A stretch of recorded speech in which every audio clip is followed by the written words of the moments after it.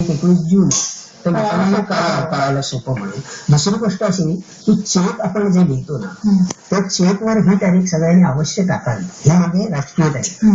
कारण असं आता काही लोकांना आश्चर्य वाटतं की ही तारीख कशी काय चालेल, पण आता ही जी राष्ट्रीय तारीख असल्यामुळे रिझर्व्ह बँकेचे असे आदेश आहेत सर्व बँकांना की ही तारीख जर चेकवर तुम्ही लिहिली इन्स्ट्रुमेंटवर तर तो चेक अवैध होत नाही, ही तारीख वैध आहे.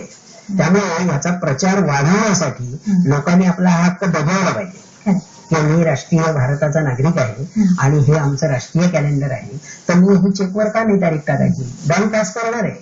म्हणजे प्रत्येक जण आपापल्या पद्धतीनं सुरुवात करू शकतो. आणि दिनदर्शिकेची जर अधिक माहिती हवी असेल म्हणजे मंचाचा मगाशी उल्लेख केला तर त्याचा दूरध्वनी क्रमांक आम्हाला सांगू शकतो. दूरध्वनी क्रमांक मी सांगतो आपल्याला की म्हणजे मी स्वतः आता हेमंत मोरे, माझा नंबर आहे 9820 31 63 15.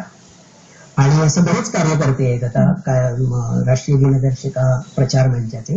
पण दुसरा एक मी आपल्याला नंबर सांगतो की जे औरंगाबादला प्रामुख्याने मराठवाडा भागामध्ये जास्त काम ह्याचं करतात असे आणखीन एक आमचे कार्यकर्ते आहे, अभय मराठे असं त्यांचं नाव आहे. आणि त्यांचा जो दूरध्वनी क्रमांक आहे तो असा आहे 75 88 39 93 10. तर हे आणि अशी बरीच मंडळी आहेत, रत्नागिरीमध्ये आहेत.